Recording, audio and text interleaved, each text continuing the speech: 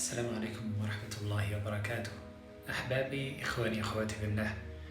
النبي صلى الله عليه وسلم حديث كان وحبداً بنوغو شيغيا وحبداً وأدوين تان وجوغنو مركا ديانو بلا النبي صلى الله عليه وسلم حويري لا يتحسر أهل الجنة ساعة مرت بهم لم يذكروا الله عز وجل فيها. النبي صلى الله عليه وسلم حنو تماما يوليهاي أهل الجنة مرugada ay murugoonayaan ayuu nabiga noo tilmaamay sallallahu alayhi wuxuu yiri marka muruga ay murugoonayaan ma jirto ilaa hal mid ay ka murugoonayaan waxa weeye adduunyada intii ay joogeen waqtiyadii ay haysteen ay dhikriga Ilaahay ku qaadan waayeen bi ka murugoonayaan.